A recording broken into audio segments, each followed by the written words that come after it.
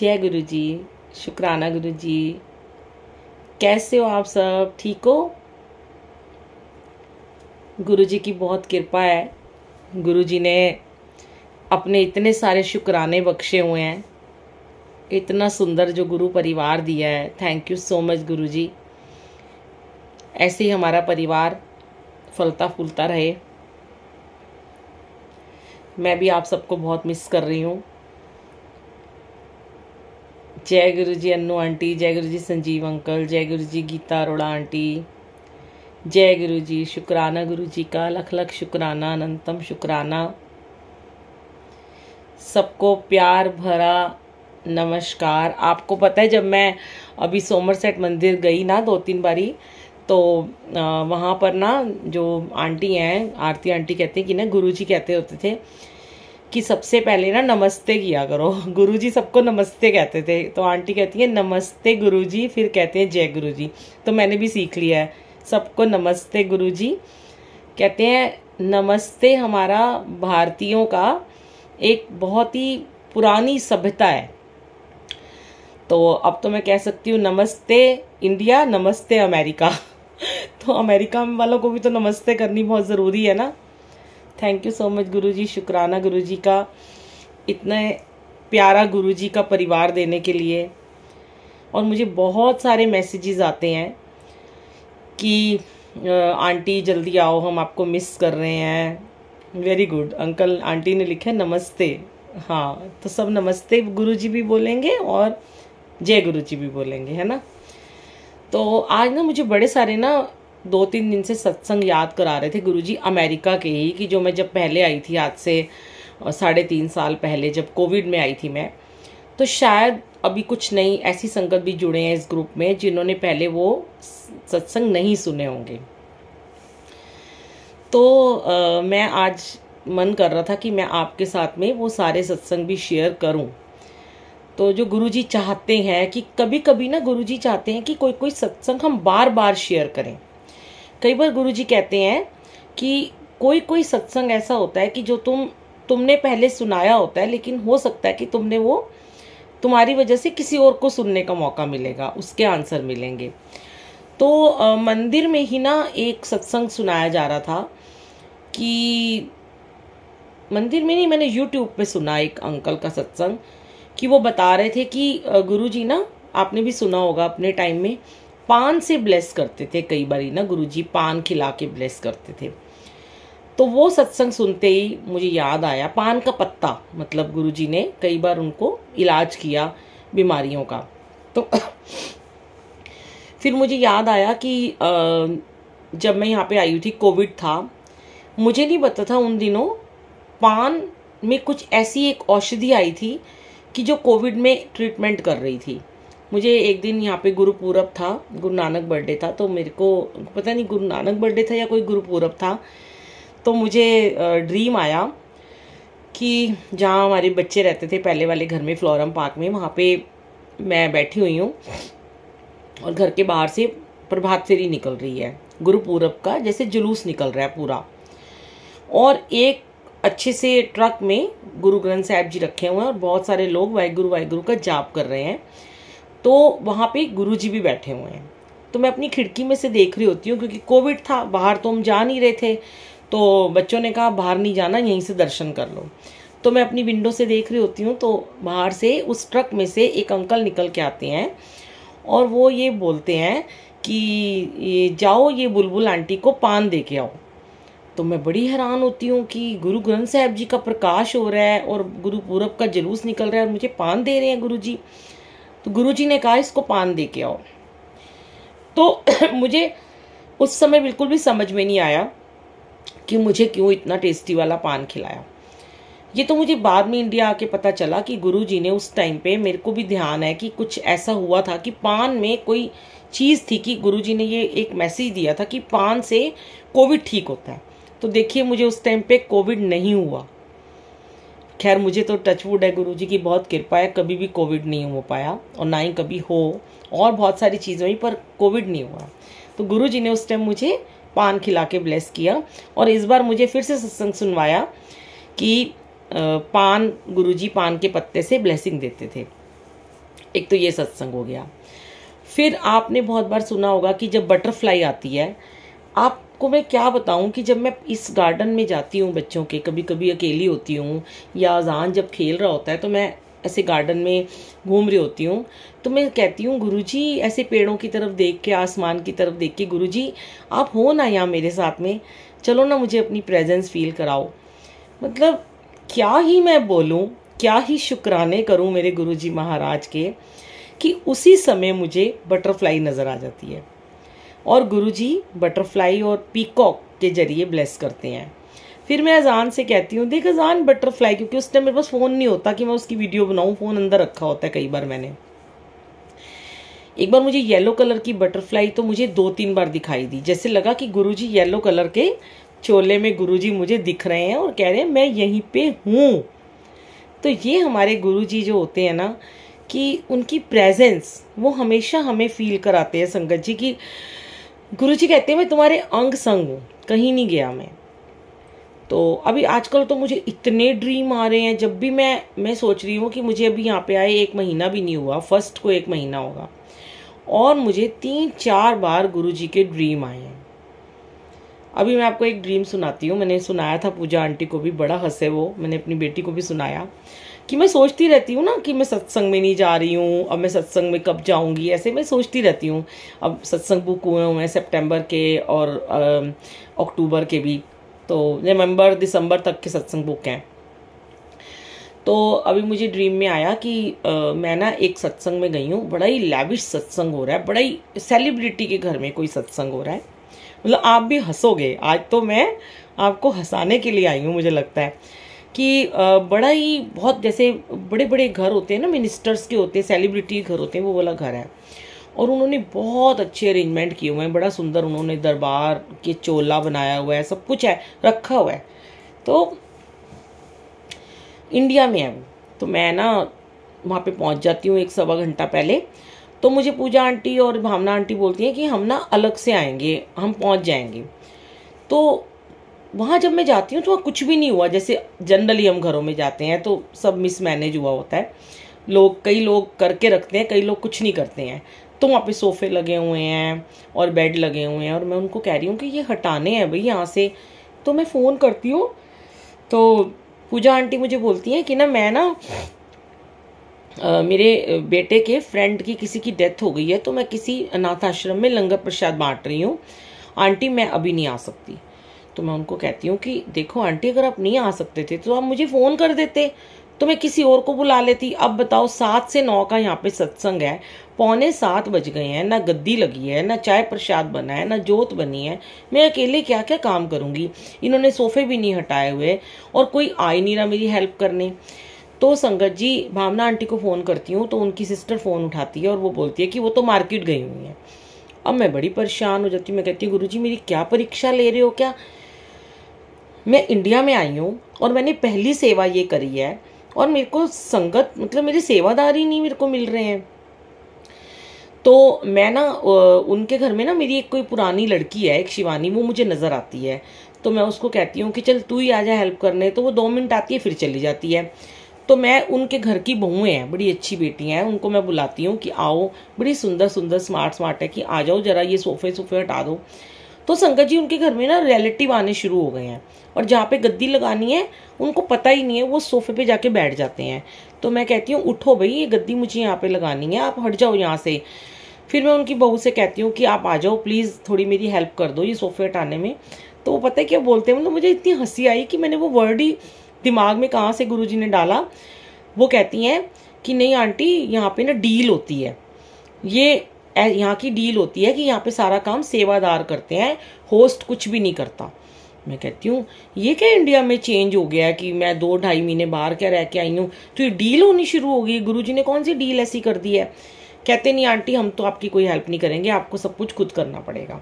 अब मैं घसीट के सोफे हटा रही हूँ, फिर मैं कहती हूँ बेड हटा दो, बेड भी नहीं कोई हटा रहा। तो एक अंकल आते हैं पतले से, तो उनकी एक टेबल होती है, उसमें बड़े सुंदर सुंदर महंगे महंगे वाज रखे होते हैं, तो वो उसको घसीट रहे हैं। तो मैं कहती हूँ अरे रुक जाओ भाई, ये भी मैं ही हटा दूंगी, आप तोड़ दोगे उनका नुकसान हो जाएगा। फिर मैंने सारा कुछ करके अभी 7:15 बज गए हैं, सत्संग नहीं स्टार्ट हुआ। मैं बड़ी परेशान हो रही हूँ। फिर मैं जाती हूँ जोत बनाने, चाय रखती हूँ, कड़ाह प्रसाद बनाती हूँ मैं। तो मैं उन अंकल से कहती हूँ जिनके घर में सत्संग होता है, बड़े सरदार होते हैं वो, बड़े हट्टे कट्टे ऊंचे लंबे से अंकल होते हैं। तो मैं कहती हूँ अंकल आपके जो सारे रिलेटिव आ गए हैं तो उनको बोलो ना कि यहाँ आके बैठ जाएं, वो तो अंदर जाके कमरों में बैठ गए हैं और यहाँ मैं गद्दी भी लगा चुकी हूँ, सत्संग शुरू करने लगे हैं। अब तो लेट हो ही गया सत्संग 15-20 मिनट तक। भाई मेरी ही गलती है कि हमारे सेवादार नहीं यहाँ पहुँचे हैं। तो वो अंकल पता है कहते हैं, और सुनिए गुरुजी की लीला। वो कहते हैं आंटी ऐसा है भाई हमारे रिलेटिव तो ज़्यादा देर तक वेट नहीं करेंगे, वो तो 1 घंटे का ही सत्संग सुनेंगे और वो अब सुनना भी नहीं चाहते क्योंकि सत्संग लेट हो गया। आप ऐसे करो लंगर प्रसाद शुरू कर दो। मैं कहती हूँ अभी तो सत्संग ही नहीं शुरू हुआ, जोत नहीं जगी, लंगर प्रसाद खिला दोगे? मैं बड़ी हंसी आती है। मैं कहती हूँ गुरुजी केड़ा मेरा इम्तिहान लेंदे पे हो, केड़ी परीक्षा का ये दौर निकल रहा है मेरा। वो अंकल कहते हैं अभी हमारे रिलेटिव जा रहे हैं, हम तो अंदर लंगर शुरू करने लगे हैं, आप ऐसे करो आप ना खुद ही बैठ के सत्संग कर लो। अब मैं गुरुजी के सामने बैठी, मैं कह रही हूँ जोत तो जगा दो, तो वो जोत भी नहीं जगा रहे हैं। मैं कह रही हूँ गुरुजी क्या कर रहे हो, क्या ये सारा सत्संग मेरे लिए हुआ है कि भाई ये सिर्फ ये इतना ताम झाम, इतना सुंदर चोला और फ्लावर भी इतने महंगे, बैलून भी उन्होंने कलर्ड चमकीले चमकीले बैलून लगाए, फ्लावर भी मैं तोड़ तोड़ के खुद ही लगा रही हूँ, मोटे मोटे फ्लावर हैं, रंगोली भी नहीं बनाई है मैंने, सब जगह मैंने फूल सजा दिए। अब मैं कह रही हूँ कि गुरुजी ये सत्संग सारा मेरे लिए था, चलो जोत भी मैंने जगा दी, एक ओंकार भी हो गया, बैठ गई, मैं खुद ही बैठी हूँ अकेली, कोई नहीं है उनके घर का बंदा। फिर पूरा सत्संग खत्म हो गया, वो लोग लंगर करके चले गए। अब मैं कह रही हूँ फिर वो अंकल आ जाते हैं, फिर वो मुझे कहते हैं कि अब आप सत्संग भी शेयर करो। तो मैं कहती हूँ कि मैं क्या सत्संग शेयर करूँ, कौन है यहाँ सुनने वाला? तो वो कहते हैं मैं हूँ यहाँ सुनने वाला। तब मुझे ऐसा लगता है कि गुरुजी आप हमेशा एक ही बात कहते हो। देखिए संगत जी, हर सत्संग में आपको आंसर मिलते हैं, शायद ये मेरे लिए भी कोई आंसर हो, शायद आपके लिए ये कोई आंसर हो। तो वो अंकल कहते हैं मुझे सत्संग सुनाओ, मैंने आपको बुलाया इसलिए था कि हमें आपके सत्संग सुनने थे। अब इनकी किस्मत में नहीं था, ये लोग चले गए, तुम मुझे सुना दो। फिर मैं गुरुजी की तरफ देखती हूँ और मैं कहती हूँ गुरुजी अच्छा यही आपकी लीला थी जो आप हर वक्त कहते रहते हो कि चाहे तेरा सत्संग कोई 1 सुने, चाहे 2 सुने, चाहे 50 सुने, चाहे 100 सुने, तूने सुनाना है। यहाँ पे तू ये मत सोच कि संगत चले गए हैं, मैं तो बैठा हूँ और ये मेरा एक भगत बैठा है जो तुझसे मेरी कहानियाँ सुनना चाहता है। कहती हूँ वाह गुरुजी, चलो कोई बात नहीं, कोई उनके घर का बंदा नहीं है, एक भी बच्चा नहीं है, कोई उनकी आंटी नहीं है, कोई नहीं है, सिर्फ गुरुजी बैठे हैं और वो अंकल बैठे हैं और मैं सत्संग सुना रही हूँ।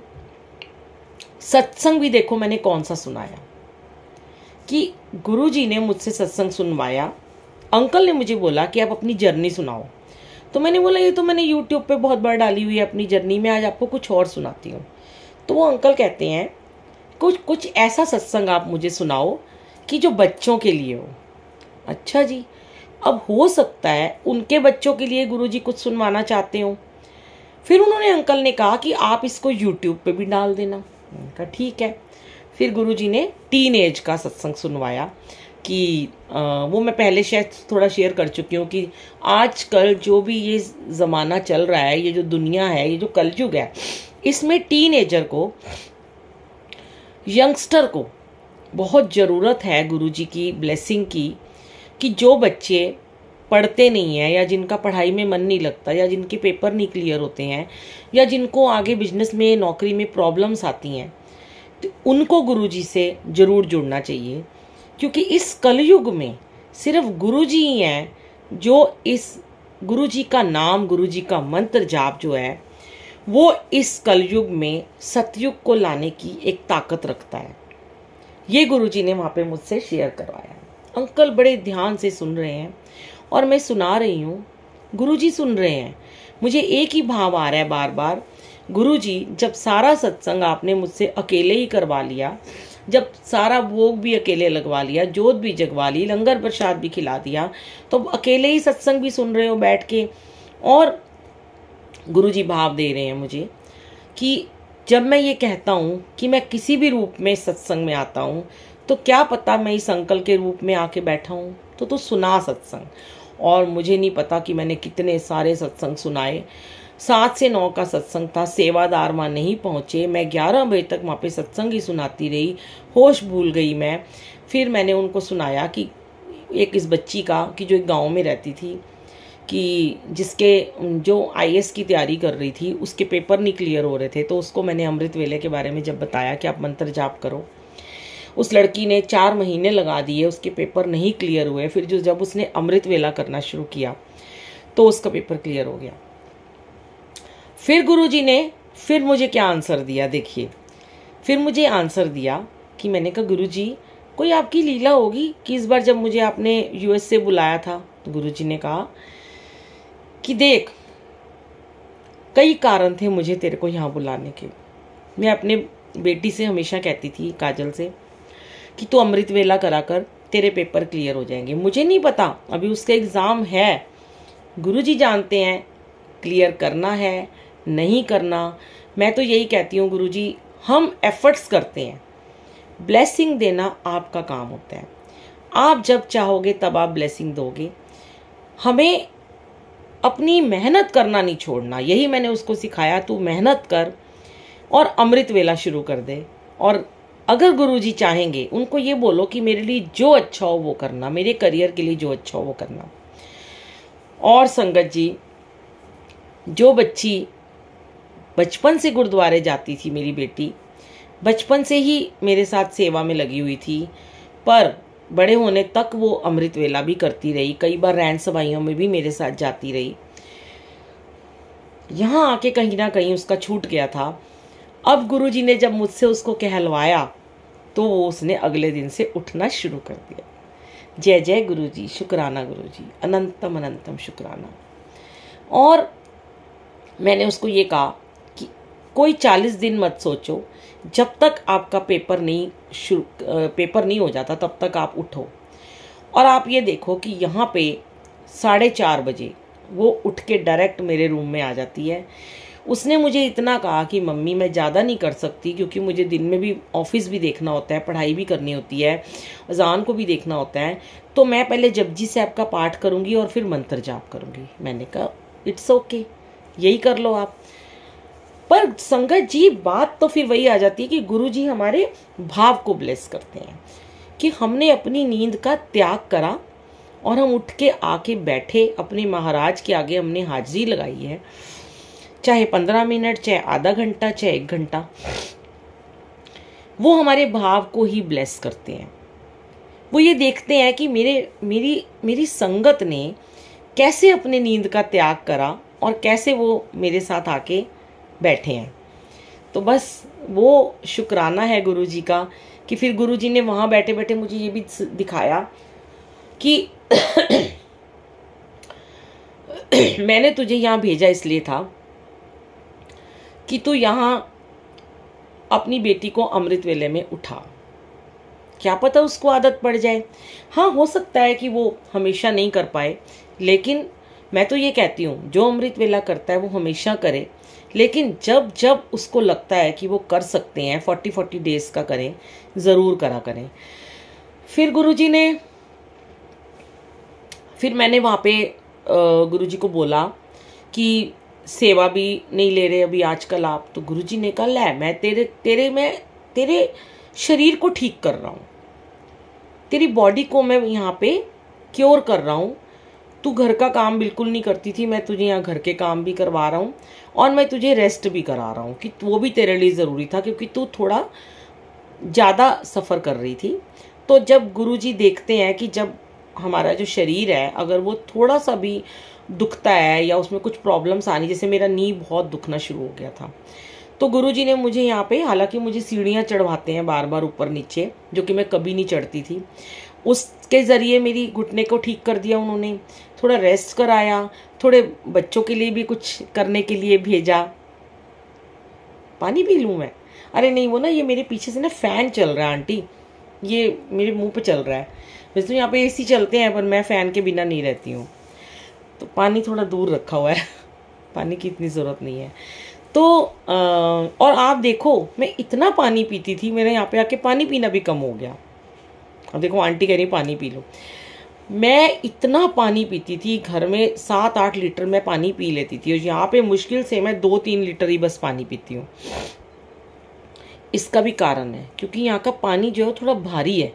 पानी पी लो ना, ऐसे लगता है कुछ खाने का मन नहीं करता, पेट भर जाता है। यहाँ पे खाना खाने के टाइम पानी पी लो, पेट भर जाता है एकदम से। तो और गुरुजी ने फिर ये वाला सत्संग करवाया। फिर उसके बाद और कौन सा सत्संग याद दिलाया, कोविड का सत्संग याद दिलाया कि मेरे अंकल को जब कोविड हो गया। देखो अब कल मैंने अपनी बेटी को रात को, काजल को, बड़े सारे सत्संग सुनाए। मैं आज ही अपने अंकल को बता रही थी फ़ोन पे कि जो हम फ़ोन पे इतनी बातें नहीं कर सकते थे, आमने सामने बैठ के गुरुजी कभी कभी हमें ऐसी सेवा के लिए भेज देते हैं। जरूरी नहीं है कि वो हमें घर घर में सेवा लें, घर से बाहर लें। जय गुरुजी। शालू आंटी मैं ठीक हूँ, बच्चे कैसे हो आप? कभी कभी गुरुजी हमें सेवा करने के लिए 7 समुंदर पार भी तो भेज देते हैं। हाँ, यहाँ पे वेदर बहुत प्लेजेंट है। मैं आपको दिखा देती हूँ एक बार। ये तो एक तो फ़ोन है ना, थोड़ा हैंग हो जाता है यहाँ पे मेरा। ये देखिए आप,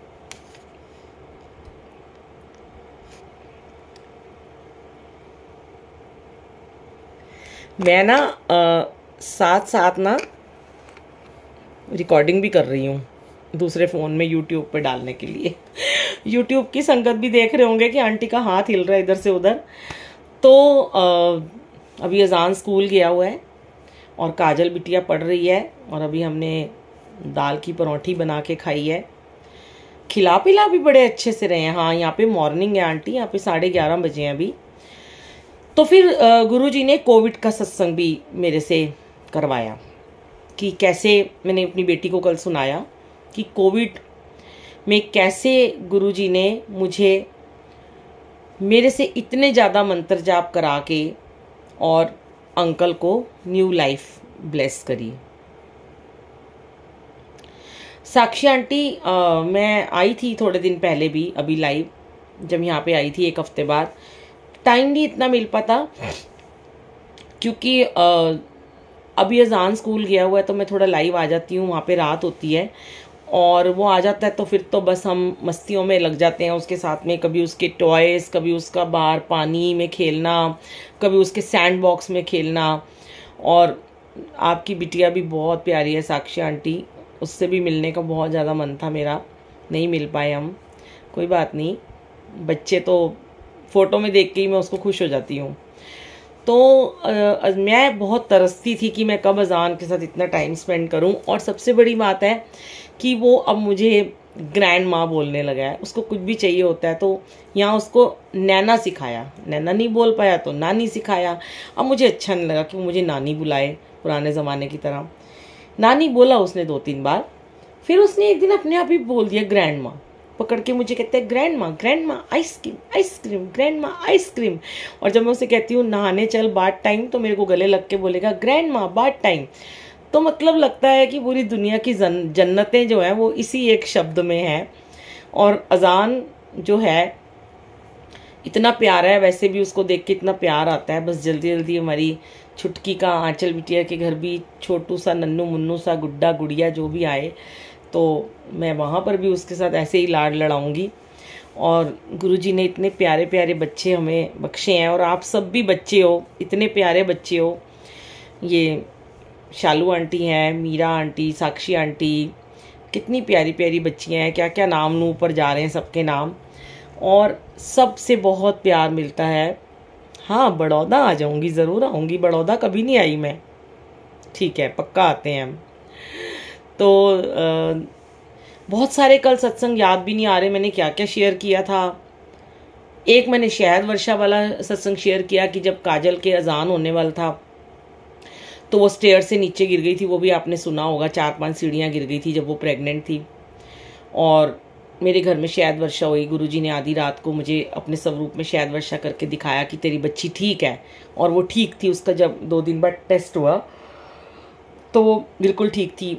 वो मैंने उसको सुनाया, उसको ये भी नहीं पता था, सुनाया था, उसको याद नहीं था। और फिर मेरा टाइफाइड कितनी बार गुरुजी ने ठीक किया। और संगतों के तो इतने इतने सत्संग हैं, कितने ज़्यादा शुक्राने हैं सारी संगत के। किसी का कैंसर ठीक कर रहे हैं गुरुजी, किसी का डिप्रेशन ठीक कर रहे हैं गुरुजी। अभी अभी मेरे को 3-4 दिन पहले एक मैसेज आया है, 2-3 दिन पहले, एक लड़की का, आंटी का, बड़ा प्यारा मैसेज था, मैंने अपने ग्रुप में भेजा था। उन्होंने लिखा कि बुलबुल आंटी, पता नहीं क्या नाम था उनका, अलका आंटी ऐसे करके कोई नाम था उनका, सत्संग का था, कि उन्होंने बोला कि मेरी डॉटर के कुछ प्रॉब्लम हो गई थी चेस्ट में, और उसको डॉक्टर ने मतलब बोला था कि तुम्हें कोई बहुत बड़ी बीमारी है, इसका कोई इलाज नहीं है। बड़ी छोटी है, 21 साल की है वो लड़की। तो उसको डॉक्टर ने बोला कि तुम्हारा ऑपरेट करना पड़ेगा। तो वो आंटी कहती हैं कि मैंने ना अचानक ही इंस्टाग्राम खोला, और इंस्टाग्राम पे ना बुलबुल आंटी का सत्संग आ रहा था, और उसमें वो बता रही थी कि अगर आप 40 डेज तक अमृत वेला करते हो तो गुरुजी ड्रीम में कई बार आके आपका कष्ट काट देते हैं और आपको ठीक कर देते हैं। वाह वाह, जय गुरुजी नीलम आंटी। तो उन्होंने कहा कि मैंने वो सत्संग सुना, और मैंने नेक्स्ट डे से ही गुरुजी को बोला कि मैं अमृत वेला शुरू करती हूँ, और मैंने अपनी बेटी को भी बोला तू भी शुरू कर दे। कहती हैं कि आंटी मैंने 15-16 दिन ही हुए मैंने अमृत वेला किया। कहती मेरे को ड्रीम में आया। हाँ विनीता आंटी आपने पढ़ा है, अच्छा, तो मैंने डाला है शायद, हाँ इसी ग्रुप में। तो आंटी कहती कि मेरे को ड्रीम आया, मैं तो भूल ही गई हूँ क्या था, काफ़ी लंबा सत्संग था, कि गुरुजी ने ड्रीम में आके मुझे बोला कि मैंने इसको ठीक कर दिया है। तो उनकी बेटी ने गुरुजी को बोला कि आप तो हमेशा कहते हो कि मैं ड्रीम में आके कष्ट काट देता हूँ, ऑपरेशन भी कर देता हूँ, तो मुझे भी ठीक कर दो। तो उनकी डॉटर को भी ड्रीम आया कि उसको चेस्ट में बहुत सारे स्टिचेस साइड में लगे हैं और गुरुजी इसका ऑपरेशन कर रहे हैं। उसके बाद नेक्स्ट वीक में वो दोनों टेस्ट कराने के लिए गए, और डॉक्टर ने बोला कि आपके अंदर जो बीमारी थी वो अब है ही नहीं। तो देखो गुरुजी मतलब कैसे गुरुजी करते हैं। हाँ, डेथ बॉडी दिखाई, याद आ गया विनीता आंटी, उनकी आंटी को उसकी बेटी की डेड बॉडी दिखाई। तो उन्होंने बोला कि भाई मैं ये नहीं देख पा रही हूँ। मतलब मैं इतनी हैरान हुई कि मेरे को किसी ने फॉरवर्ड किया वो सत्संग कि बुलबुल आंटी इसमें आपका नाम था। मैंने कहा ये मेरे लिए बहुत बड़ी ब्लेसिंग होगी कि कैसे गुरुजी कहलवाते हैं और कैसे किसी को अमृत वेला बख्शते। देखो करा तो उन्होंने, मेरे करने से कुछ नहीं हुआ, मैंने तो सिर्फ एक जरिया गुरुजी ने बनाया, मैंने बोला आप करो। मैं तो सबको बोलती हूँ, करता कौन है उसकी मर्जी है, जिसको गुरुजी करवाते हैं। फिर एक और आंटी का है सत्संग, वो आंटी अभी कनाडा चली गई हैं, वो आपने सुना होगा, मैंने यूट्यूब पे डाला हुआ है कि उन आंटी के 8 साल से उनकी बेटी के बेबी नहीं था। तो वो आंटी हमारे मियाँ वाली में ही, दीप्ति आंटी घर में एक दिन आई थी, तो उनको मैं अपने घर ले गई थी मत्था टिकाने के लिए। उनको जब मैंने बोला वो हमारे घर आओ मत्था टेक लो आप, यहाँ गुरुजी का दरबार लगा है। तो आंटी ने बताया कि मेरी डॉटर के बेबी नहीं है। तो मैंने उनको बोला आंटी आप अमृत वेला शुरू करो, 40 डेज का करो और अरदास करो और जल प्रसाद रखो, और वो जल अपनी बेटी को पिलाओ, खुद भी पियो, उसको बोलो वो भी करे। आंटी कहती हैं कि मुझे तो पता नहीं, मैं तो कह के भूल जाती हूँ, मेरी सेवा इतनी होती है। बोला खत्म बात। आंटी कहती हैं मैंने अगले दिन से अमृत वेला शुरू किया, और मुझे अभी अमृत वेला करते हुए 20 दिन भी नहीं हुए थे, और जो मेरी डॉटर है उसको मैं जल देती थी और वो प्रेग्नेंट हो गई। शुक्राना गुरुजी। जब हम आंटी के घर सत्संग करने गए तो उनकी जो बेटी की बेटी हुई वो अभी 1.25 या 1.5 साल की भी नहीं है। अभी आंटी ने पीतमपुरा में सत्संग करवाया था इंडिया आने से पहले। आंटी ने शेयर किया कि मैंने फिर दोबारा अमृत वेला किया तो मेरी बेटी दोबारा से प्रेग्नेंट हो गई, जबकि उनकी एक बेटी 1.25 साल की है। मैंने कहा शुक्राना गुरुजी। आंटी रोने लगी। अब मैं जब यूएस से में आई हूँ तो आंटी का मुझे मैसेज आया कि आंटी मेरी बेटी ने कनाडा के लिए पीआर लगा रखी थी, उसको 5 साल से नहीं मिल रही थी, और उसको 8th मंथ लगा हुआ है, जो उसका 2nd बेबी होने वाला है, उसको 8वां महीना लगा हुआ है, और उसकी कनाडा की पीआर लग गई है। और वो मेरे बच्चे, मेरी बेटी, उसकी छोटी बेटी, उसका हस्बैंड, वो तीनों कनाडा चले गए हैं, और मैं कनाडा आ गई हूँ उसकी डिलीवरी कराने के लिए। जय जय गुरुजी, शुक्राना गुरुजी।